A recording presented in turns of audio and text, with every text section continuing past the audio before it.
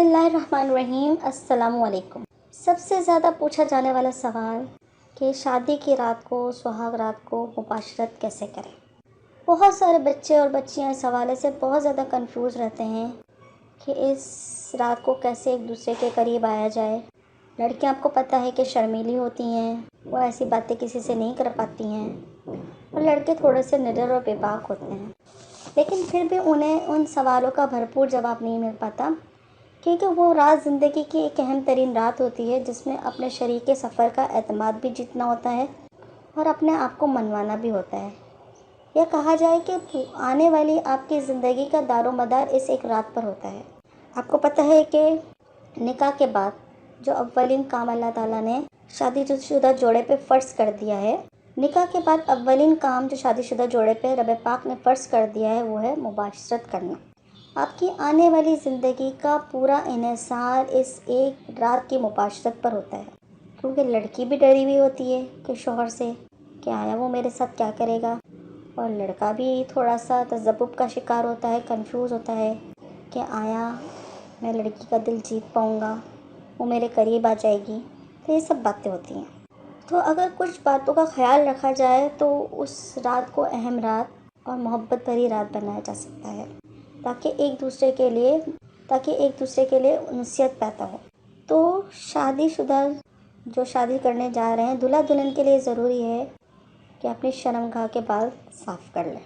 پھر جب رخصتی کے بعد دلہا کمرے میں داخل ہو تو دروازے کو اچھی طریقے سے لاک کر لیں، اور خیال رکھے کہ کمرے کے اندر کوئی ایسی جگہ تو نہیں جہاں باہر سے اندر کی طرف جھانکا جا سکے یا بے پردگی ہو، کیونکہ اگر ایسی کوئی بات ہوتی ہے تو دلہن اس بات کو بہت زیادہ مائنڈ کرتی ہے، ٹھیک ہے؟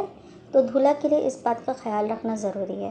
پھر دلہن کو سلام کرے، اس کے پاس بیٹھے، دائیں ہاتھ سے اس کے بال پکڑ کے یہ دعا پڑھے۔ دعا پڑھنے کے بعد اپنی بیوی کو منہ دکھائی کا ایک اچھا سا تحفہ دیں۔ یاد رکھیے گا کہ منہ دکھائی کا تحفہ جو ہے اس کے لیے دلہن کے دل میں ایک الگ ہی ارمان ہوتے ہیں، تو اس کو ایک اچھا سا تحفہ دیں، اس کی خوب تعریف کریں، اس سے پیار بھری باتیں کریں، اس کی تعلیم کے بارے میں، اس کی ہابیز کے بارے میں، اس کے خاندان کے بارے میں باتیں کریں، تاکہ وہ آپ سے اس کا دل لگ جائے۔ پھر آہستہ آہستہ اس کے قریب، مزید قریب آنا شروع ہو جائیں، ماتھے پہ پیار کریں، ہاتھوں کو اپنے ہاتھوں میں لیں، اور آہستہ آہستہ اس کے جسم کے تمام حصوں کو چھوتے جائیں کہ عورت کی جسم میں بھی کچھ سنسنی سی پیدا ہو جائے۔ جب آپ کو لگے کہ اس کے جسم میں بھی کچھ سنسنی سی پیدا ہو گئی ہے تو پھر اپنے آپ کو اور اسے بے لباس کر دیں اور کمرے کی لائٹ بند کر دیں۔ مرد کو چاہیے کہ عورت کی دونوں ٹانگیں جو ہیں اپنے کندھے پہ رکھے، ٹھیک ہے؟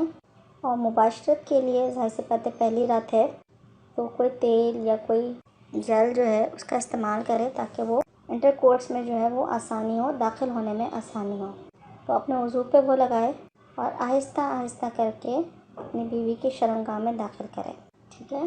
اگر آپ کی بیوی کو کچھ درد محسوس ہو رہا ہے، پین ہو رہا ہے، تو کچھ دیر کے لیے روک دیں، زور زبردستی والا معاملہ نہ کریں، کیونکہ عورتیں جو ہیں، دلہن جو ہے وہ بھٹک جاتی ہے، ٹھیک ہے؟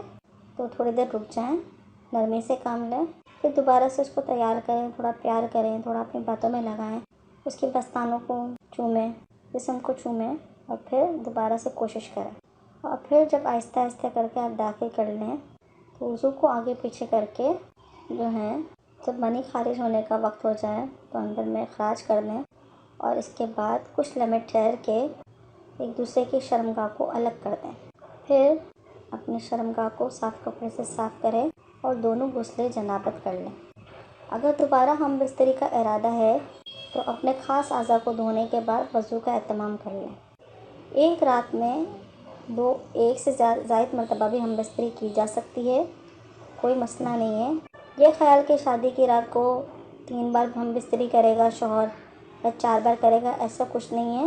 شوہر کی رضا ہے تو دونوں میاں بیوی کا اگر رضا ہے تو 1 بار بھی کافی ہے، اور دونوں اگر راضی ہیں تو 2 سے 3 بار بھی کر سکتے ہیں، اس میں کوئی قید نہیں ہے، کیونکہ آپ کی عورت ہے، آپ جیسے چاہیں اس رات کو لطف حاصل کر سکتے ہیں۔ لیکن اگر بیوی تکلیف میں ہے اور اسے درد ہو رہا ہے تو پھر اس رات خیال کر لیں، کیونکہ آنے والی زندگی پھر آپ کی ہے۔ جزاک اللہ۔